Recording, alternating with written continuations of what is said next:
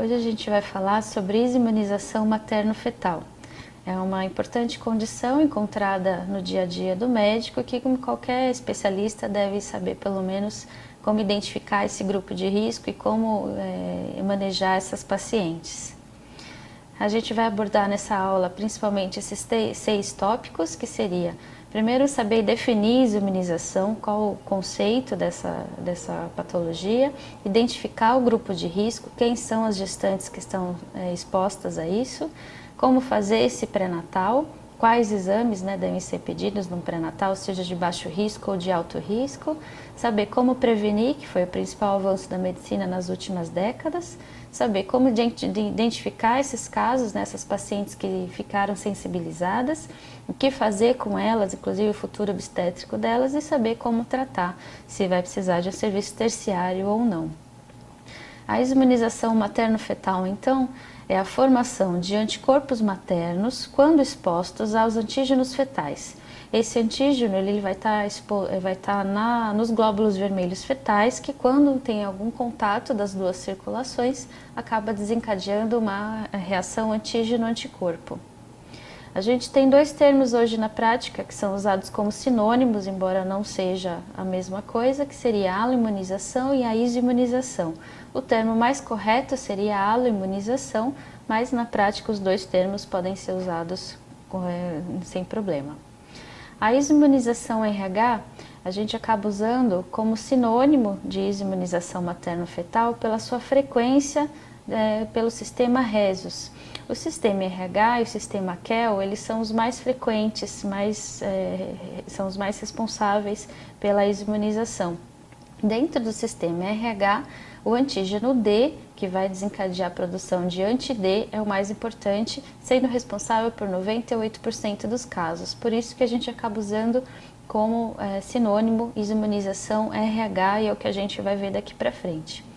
No sistema sanguíneo fetal, o antígeno ele já está presente no glóbulo vermelho a partir de 6 semanas de gestação. Então, qualquer contato entre as duas circulações, materna ou fetal, já pode ser um risco para desencadear a imunização. O grupo de risco, então, a gente considera como a mãe RH negativo e o parceiro RH positivo. Se o pai tiver uma tipagem desconhecida, a gente considera como positivo. No Brasil, a gente tem, então, das gestantes, 7% são RH positivo, negativas as mães, com bebês RHs positivos. Então, são os grupos o grupo mais exposto que deve ser prevenido em relação à imunização. Dentre esses 7%, só 10% acaba sendo sensibilizado. E dentro dessa sensibilizada, só 0,8% é primigesta. Isso porque o risco maior da imunização, da sensibilização, seria no parto. Então, depois do primeiro parto é que poderia ter um risco maior a partir das próximas gravidezes. Dentro dessa sensibilizada, só 0,08% tem a doença hemolítica perinatal. E se usar ainda, a gente tem acessível na imunoglobulina, que é o principal método para a gente fazer a prevenção, esses quadros então são extremamente preveníveis. Tem então também, só para curiosidade, a imunização ABO, é quando a mãe é O e o bebê pode ser A ou B. Esses quadros geralmente são leves, não tem só uma icterícia leve pós-parto, que acabam evoluindo apenas com fototerapia. Isso porque o sistema ABO ele tem um antígeno ainda pouco maduro, próximo ao nascimento, então a reação imunológica ela é mais fraca. Para a gente entender, então, a gente tem então a produção primeiro de anticorpo IgM por parte da mãe, quando o antígeno fetal ele entra na corrente materna. Isso acontece em 72% das vezes no parto. Então, são aqueles, na verdade, o parto sangra muito, né? Tem a dectação, tem a curagem, que pode ser feita também, que também é um risco maior. Né? Então, 72% das vezes acaba sendo no parto, 12% das vezes são abortamentos, 4% das vezes é só durante uma gestação, às vezes um descolamento, acaba nem sendo detectado, e 12% dos casos, não exclusivamente da gravidez, mas são de transfusões sanguíneas. Então, esse antígeno, ele caindo na circulação materna, a mãe vai começar a produzir anticorpo. O primeiro anticorpo a ser produzido é da classe IgM. Ele vai permanecer na circulação materna entre 2 a 3 meses. Até aí não tem nenhum problema. O problema é quando a mãe passar a produzir o anticorpo de memória, o IgG.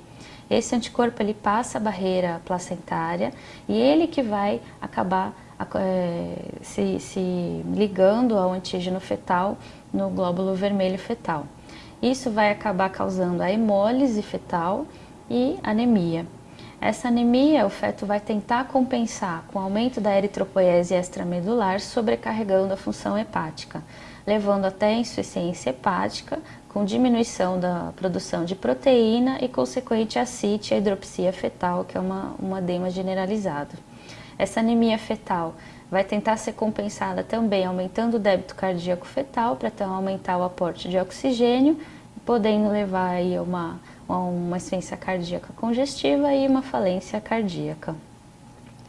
As complicações que a gente percebe antes do nascimento, nos casos das mães sensibilizadas, é a anemia fetal, hepatosplenomegalia, a insuficiência cardíaca, a ascite, a hidropsia fetal, como a gente já falou.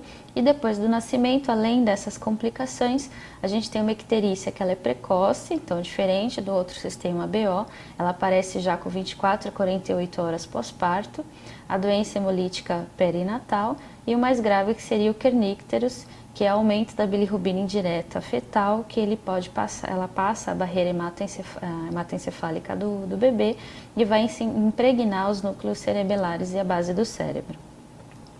No pré-natal, então, diante desse grupo de risco, a gente tem que investigar a história dessa paciente. Então, saber a zigotagem do casal, então saber se a mãe é RH negativa, o parceiro se for positivo, se você já detectou o grupo de risco, saber se essa mãe teve antecedente de transfusão, de uso de drogas injetáveis, como foi o passado obstétrico dela, histórico de uso de imunoglobulina, de icterícia, o que aconteceu. E, diante dessa paciente, o próximo exame a ser solicitado é o Cumbis indireto, preferencialmente mensal ou no mínimo a cada 2 meses. O Cumbis indireto ele vai detectar se há produção de anticorpo materno livre no plasma. Esse anticorpo, ele é o anticorpo anti-D, que você vai estar investigando, e o Cumbis indireto, se a mãe não foi exposta a esse antígeno e não produziu o anticorpo, tem que dar negativo até o final da gravidez. Se esse exame der positivo, você está diante de um caso de sensibilização. E aí você precisa quantificar para fazer o diagnóstico. Com a titulação do Cumbis indireto maior ou igual de 1/16, você faz o diagnóstico de imunização RH. Geralmente, quanto maior a titulação, maior a gravidade do acometimento fetal. Se detectou essa paciente, o próximo passo é pedir ultrassom com Doppler, pelo menos mensal e dependendo da gravidade até semanal. Se você não tem esse exame disponível, encaminha para o pré-natal de alto risco. No ultrassom, são os sinais indiretos de anemia fetal e de acometimento fetal, que são aqueles que a gente já comentou. Então, edema, ascite, o edema placentário também, hepatosplenomegalia, insuficiência cardíaca, hidropsia fetal. E um sinal indireto, que é considerado padrão ouro para a detecção de anemia fetal, é o Doppler, que é a detecção de velocidade do pico sistólico da artéria cerebral média. Quando ela for maior do que 2 desvios padrões, geralmente a hemoglobina fetal já está abaixo de 10, já é um caso grave. Os casos eles podem ser classificados como leve, moderado e grave. Os casos leves são a maioria, 50% das vezes. O ultrassom geralmente permanece normal a gravidez toda. A gravidez pode chegar até o termo e geralmente são os bebês que só vão precisar de fototerapia pós-parto.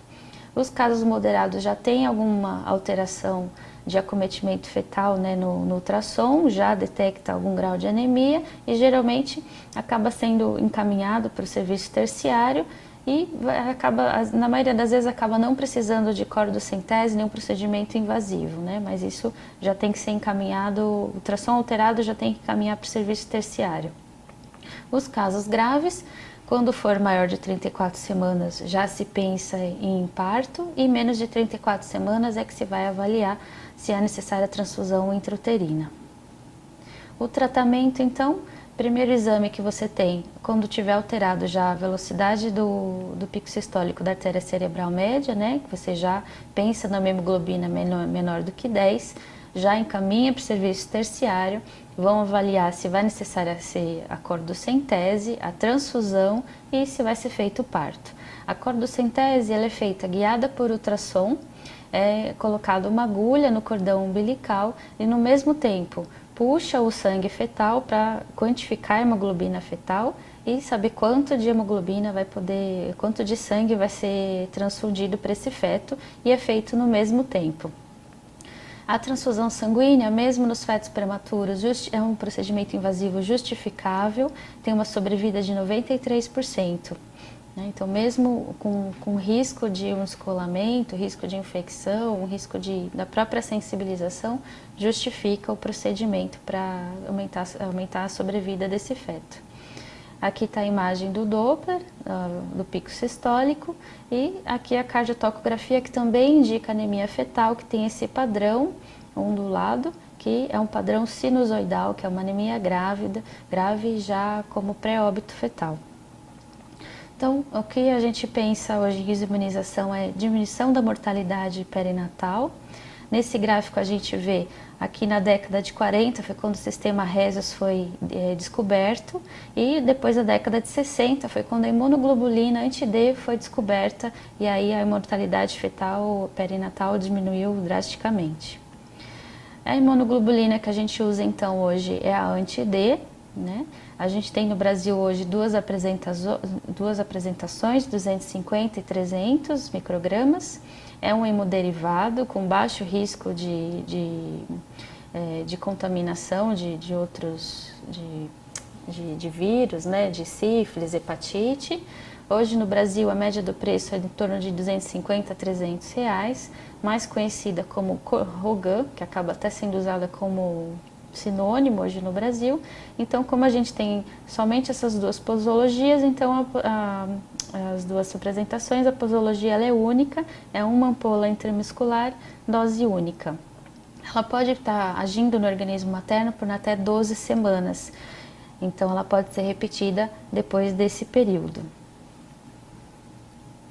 A imunoglobulina anti-D, ela vai agir enganando o sistema imunológico materno. Então, ele vai se ligar primeiro ao antígeno fetal, destruindo esse antígeno, e vai acabar evitando essa reação antígeno-anticorpo desencadeada pelo organismo materno. A idade gestacional indicada como profilaxia seria 28 semanas, isso porque estaria a gestante protegida até 40 semanas, que seria a data prevista do parto. Após o parto, o período ideal de realização seria 72 horas pós-parto, ou no máximo até 28 dias. Quanto mais tempo após a exposição for feita a imunoglobulina, menor a eficácia dela, mas mesmo assim deve ser feita. Ela deve ser feita também após alguns procedimentos invasivos, como cordocentese e aminocentese, qualquer sangramento durante a gestação, então aborto, ameaça de abortamento, descolamento de placenta, mola, óbito fetal. E quando esse sangramento acontecer acima de 20 semanas, geralmente são grandes sangramentos, descolamento de placenta, deve ser feito um teste que chama teste de Klein-Hauer. Ele vai detectar a quantidade de hemoglobina que caiu na circulação materna. Isso porque às vezes uma ampola de imunoglobulina ela não é suficiente para neutralizar todos os glóbulos vermelhos. Então às vezes precisa de mais uma dose. A regra seria 20 microgramas de imunoglobulina, ela vai neutralizar 1 ml de hemácia fetal. Resumindo então, para a gente concluir, o que a gente precisa saber é saber qual é o grupo de risco. Então é mãe RH negativo com parceiro positivo. O teste de triagem do pré-natal em qualquer período é o Cumbis indireto. A prevenção é com imunoglobulina anti-D, sendo realizada de forma preventiva com 28 semanas, quando o Cumbis indireto permanece negativo, e se preciso após o parto, até 72 horas de preferência. As principais complicações fetais São a anemia, na maioria dos casos, uma icterícia precoce, a doença hemolítica perinatal e, nos casos mais graves, a hidropsia fetal e o kernicterus. O teste padrão ouro para detectar anemia fetal é quando a velocidade do pico sistólico da artéria cerebral média está maior do que 2 desvios padrões. É isso.